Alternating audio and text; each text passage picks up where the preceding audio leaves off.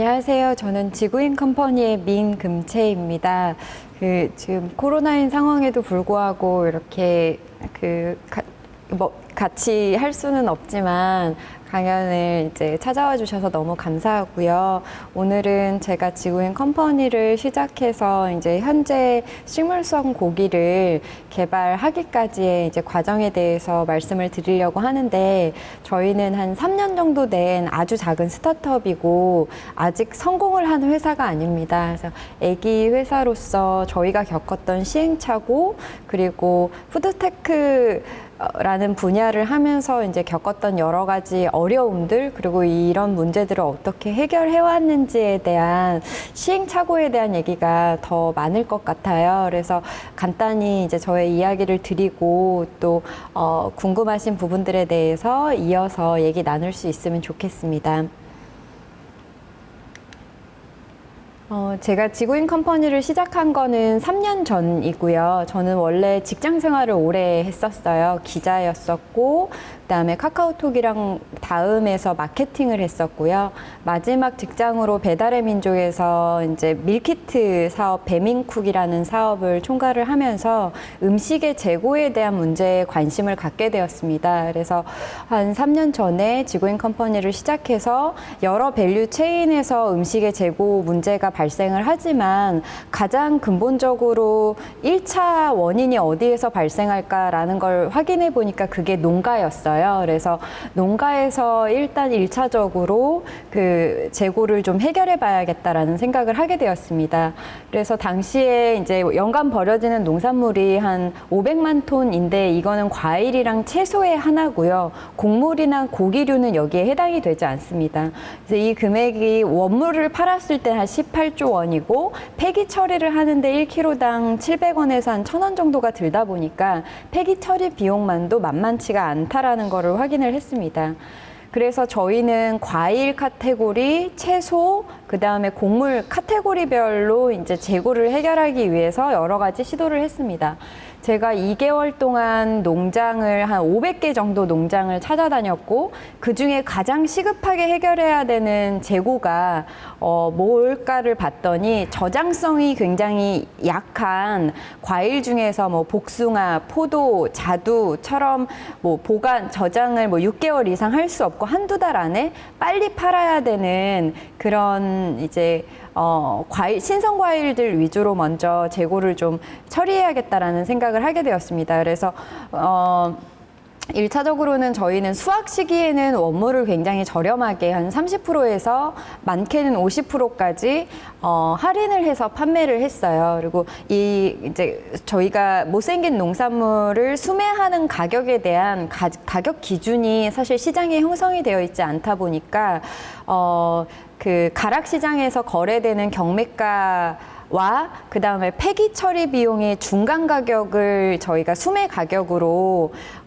결정을 하였고, 그래서 농부님한테 수매를 해서 거의 마진을 붙이지 않고 많은 마진을 붙이지 않은 상황에서 원물을 많이 팔았습니다. 그거는 가능하면 신선할 때 먹어야 제일 맛있는 음식이기 때문에 원물을 최대한 많이 팔고, 그럼에도 불구하고 시간에 이제 짧은 그 시간 안에 이 양을 다 소화하지 못하기 때문에 창고에 쌓여 있는 또 이제 재고들로 가공식품을 만들어서 판매를 했습니다. 그래서 과일 가지고는 저희가 병조림부터 뭐 스프레드, 미니 사과, 피클 등등을 만들었고요.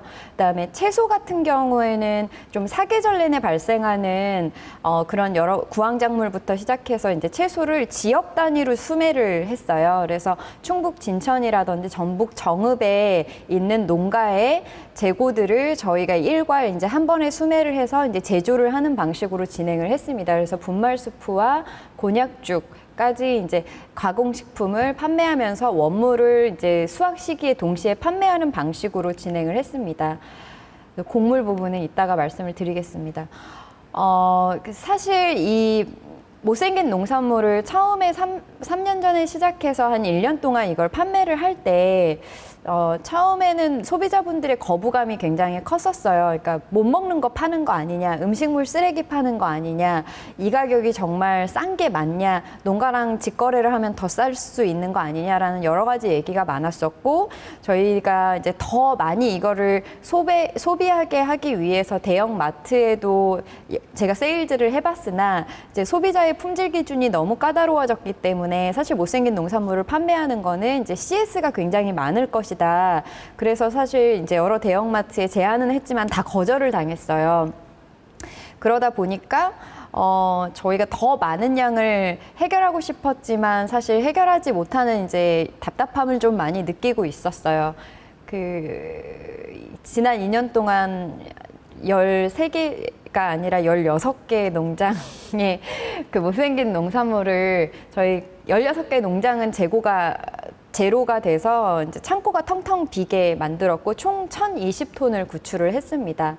그런데 얼마 전에 올 초에 백종원 셰프님이 정영진 회장님한테 전화 한 통으로 감자 100톤을 일주일 만에 해결하는 것을 보고 저희는 2년 동안 무엇을 하였는가 라는 생각을 했는데, 어떻게 보면 2년 동안 저희가 뿌린 씨앗이 못생긴 농산물이 외형적으로는 못생겼지만 사실 맛에 있어서는 전혀 문제가 없고 영양이라든지 맛에 있어서 문제가 없다라는 것을 소비자분들이 하나둘씩 알아가고 못생긴 농산물에 대한 거부감을 좀 해소하고, 그리고 이게 사실 생각보다 꽤 많기 때문에 다양한 방식으로 소비해야 된다라는 인식이 좀 형성되어 있는 상황이어서 백종원 셰프님의 힘을 빌려 단기간 안에 그런 재고들을 소진할 수 있었던 것 같아요. 저는 사실은 그 얘기 들으면서 좀 배도 아팠지만 한편으로는 되게 뿌듯했거든요. 제가 하지는 못했지만.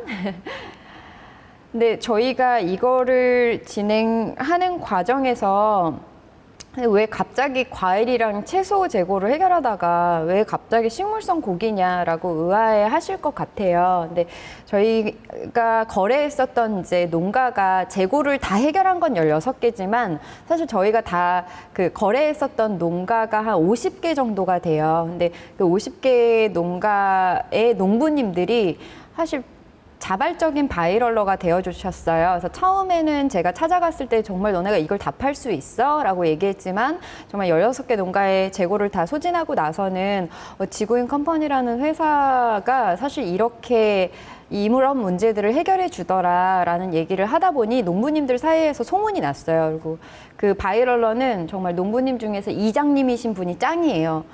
이장님이신 농부님들이 주변에 이제 알리면서 많은 농부님들한테 연락을 받기 시작을 했는데, 그 중에 쌀 농사, 잡곡류의 농사를 지으시는 농부님들이 정말 많았어요. 그래서 지금 묵은 쌀이 너무 많은데 콩도 많고 이거를 귀리 분말을 만들어놨는데 이게 안 팔려서 어떻게 팔아야 될지 모르겠다, 좀 팔아달라라고 해서 사실 그걸 팔아봤는데 안 팔리는 거예요. 다 쌀 같은 경우에 최근에 이제 주문을 하면 다음날 아침에 막 도정을 한 쌀을 보내다 보니까 사실 묵은 쌀의 잡내라든지 잡곡류 특유의 그런 콩취라든지 이런 것들이 있다 보니까 가공을 하지 않는 이상은 사실은 곡물의 재고를 사실 판매하는 건 굉장히 어렵겠구나라는 생각이 많이 들었어요. 그래서 당시에 이런 2년 전이고요, 이게. 곡물을 가지고 그러면 뭘 만들어야 될까라는 고민을 이제 하기 시작을 하고 실제로 얼마나 많은가를 살펴봤더니 과일이랑 채소보다 곡물의 재고가 훨씬 많다라는 걸 확인할 수 있었고요. 소비자의 라이프 스타일을 보니까 오히려 육류에 대한 소비는 늘어나는데 곡물이랑 채소의 소비는 점점 줄어들고 있다라는 걸 확인할 수 있었어요.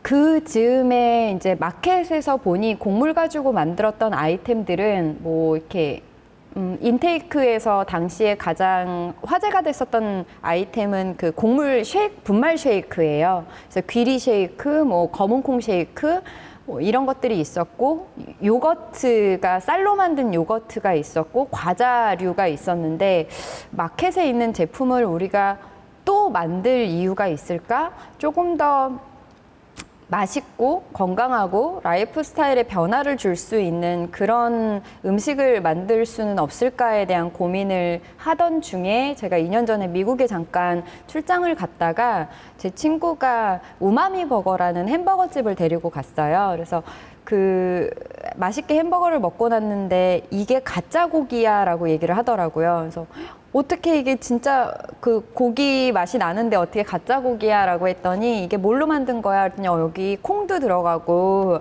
곡물도 들어가고 감자도 들어가고 뭐 여러 가지가 들어가. 근데 여기에는 고기가 진짜 고기가 들어가 있지 않아 라고 얘기를 하는데 저는 거기에서 곡물이라는 일부 이제 전부 곡물은 아니지만 일부 소재가 곡물이 쓰였다는 게 되게 신기했어요. 그래서 육류 소비는 늘어가고 채소랑 곡물 수요는 줄어들고 있는 상황에 그러면 이런 방식의 개발을 한번 시작을 해볼까라는 생각을 하게 됐죠. 그래서 그때부터 이제 국내외에 나와 있는 사실 식물성 고기에 대한 특허는 비욘드나 임파서블을 제외한 특허들이 많지는 않았어요. 그래서 뭐 콩고기를 비롯한 뭐 여러 가지 특허나 논문들을 막 찾아보기 시작했어요. 뭐를 넣어서 어떻게 만들었는지를 알고 싶었거든요. 그래서 그리고 그 고기의 어떤 플로어를 보니까 소가 사육을 하는데 보통 한 5년에서 10년 정도가 걸리는데 소는 곡물을 먹고 자라잖아요. 그 곡물을 사료로 먹고 한 5년, 10년 자라면서 그 사이에 여러 가지 뭐 온실가스도 배출이 되고 또 광우병이나 아프리카 돼지열병 같은 어쩔 수 없는 자연환경에서 발생하는 어쩔 수 없는 이런 문제들이 발생을 하는데 이게 결국에는 우리가 좋아하는 그 스테이크류라든지 뭐 등심이라든지 뭐 여러 가지 이제 부위의 고기들이 만들어지는 거죠.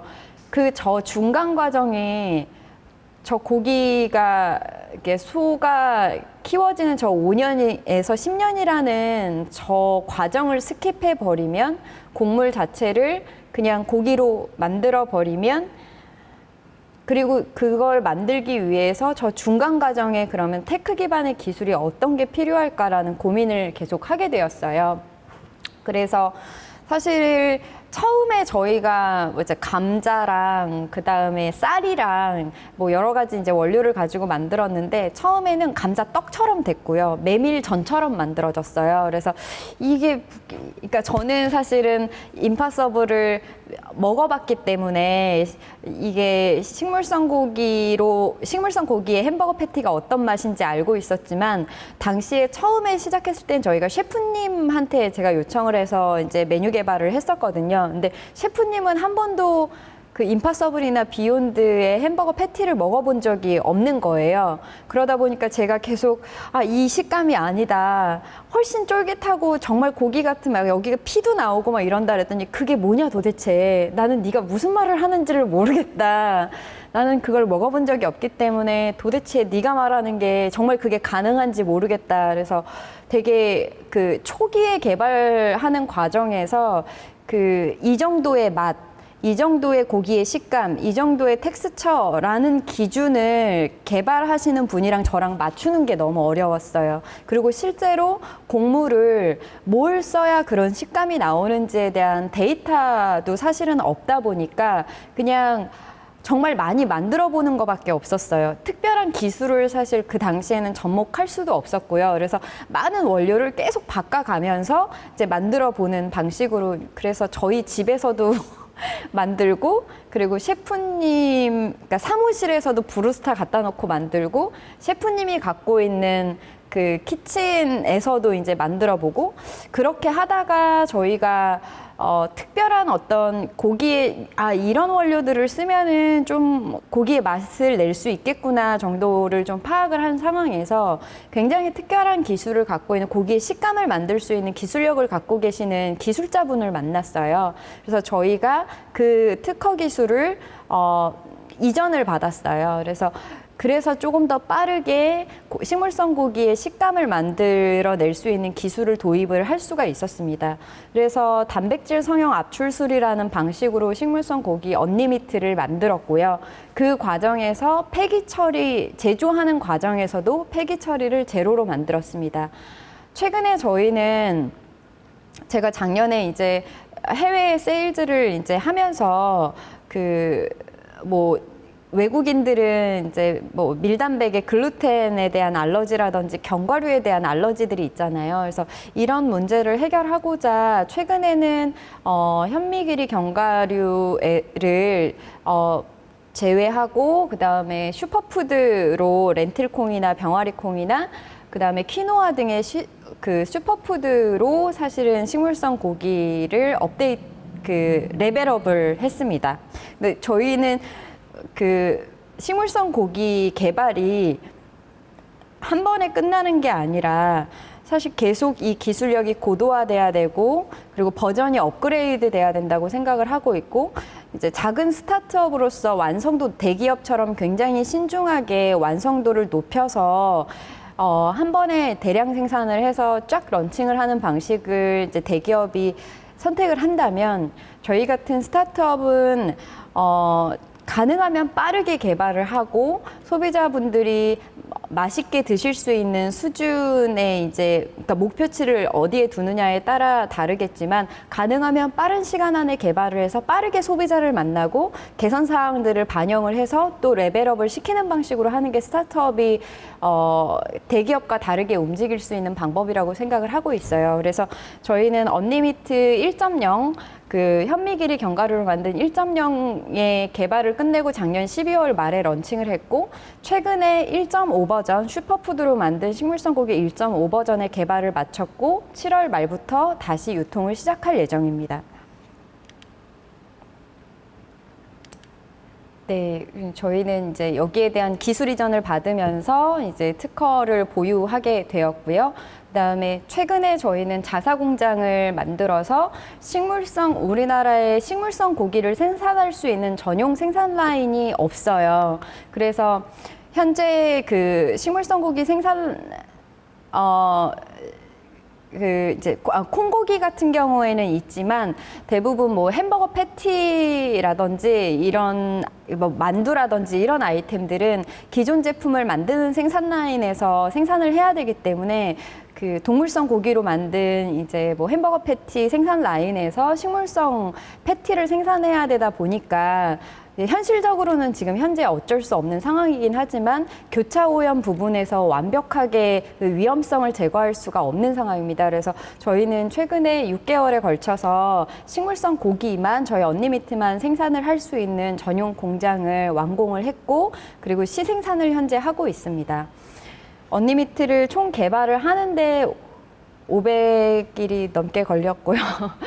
여기에 다양한 원료를 계속 바꿔서 만들어 보는데 300가지 사실 이상을 썼고요.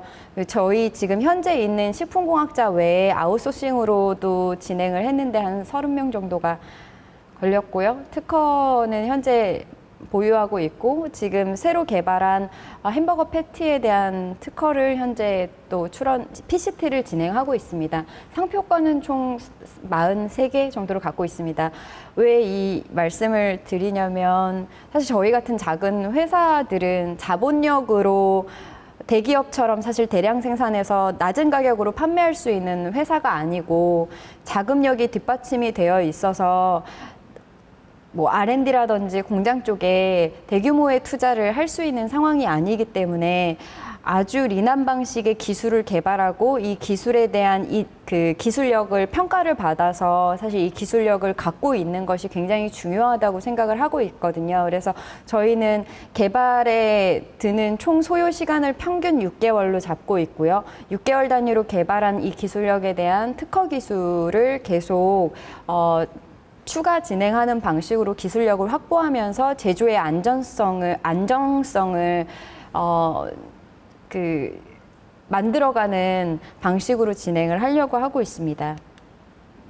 저희의 타깃은 우리나라에 비건이 많지가 않아요. 채식주의자가 전체 인구의 협회에서는 2%라고 하는데 사실 완벽한 비건은 2%가 아마 안 될 거예요. 저희가 바라보고 있는 타겟은 플렉시테리안이고요.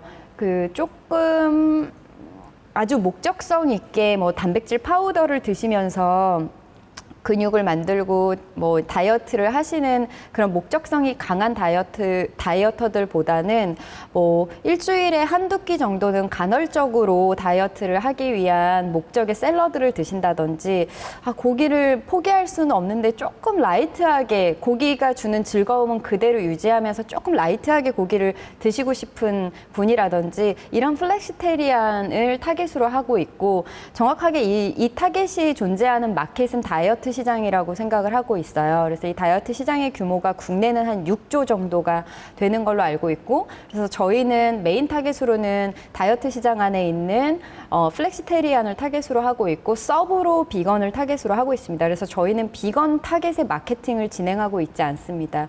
비욘드나 임파서블 같은 경우에 구매자의 60%가 육식주의자 라고 생각을 하는데, 이거는 이제 환경적인 어떤 지역 문화의 차이가 좀 있을 것 같아요. 이제 우리나라에서도 사실 미국처럼 그렇게 육식주의자가 저희의 언니미트를 정말 많이 찾는가라고 하면 사실 저희는 60% 정도까지는 되지 않습니다. 현재 한 저희 제품을 구매하시는 분의 40% 정도가 육식주의자고 60% 정도가 비건인데요. 이 육식주의자 분들이 사실 식물성 고기를 접해보고 만족도가 있다면 사실 주변에 전파하는 속도가 굉장히 빨라지고 있습니다. 그래서 이 비중이 점점 높아질 거로 예상이 되고, 높아지게 만들기 위한 마케팅 전략을 다양한 방식으로 구사하고 있습니다. 저희 작년에 이제 언니미트로 만두를 런칭을 했고요. 그다음에 이제 언니미트 제품은 이제 11월에 출시를 해서 12월부터 예약 판매를 진행을 했고, 12월 말부터 출고를 시작했습니다. 사실 이 일정대로 진행이 되고 있지 않은데요. 지금 햄버거 패티 최근에 개발을 마쳤고요. 7월 말부터 판매를 시작할 예정입니다. 유명하신 스타 셰프님의 레스토랑에서부터 언니미트 햄버거를 맛보실 수 있을 것 같습니다. 현재 소세지 외에 뭐 핫바, 스팸 등등을 개발을 하고 있고, 스테이크 개발을 목표로 하고 있습니다. 저희 제품으로 이제 다양하게 소비자를 만나러 다녔어요. 이거는 이제 저희 제품에 대한 어떤 피드백을 반영하기 위한 목적이 컸었고요. 근데 사실 이 과정에서 소비자분들한테 배운 게 되게 많아요.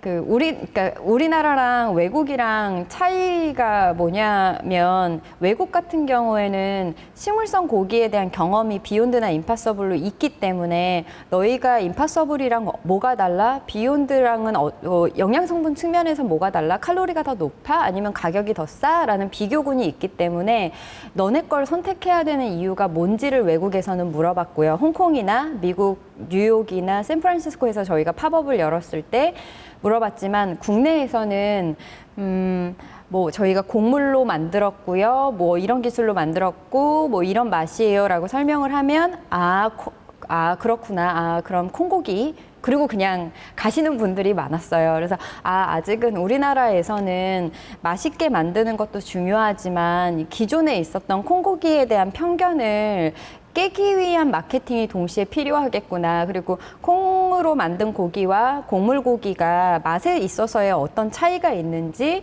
그리고 기술력 측면에서의 차이를 소비자분들이 알지는 못하겠지만, 소비자분들이 느끼는 그 콩고기에 대한 편견은, 부정적인 어떤 인식은 아직 원하는 수준의 맛을 느끼지 못했기 때문에 라고 생각을 하거든요. 그러면 기존에 갖고 있었던 그 콩고기에 대한 문제점을 해결하기 위한 기술력으로는 뭐가 필요한가를, 사실 이 팝업을 한 6개월에서 한 8개월 정도 진행하면서 저희는 파악을 하는 시간이었습니다.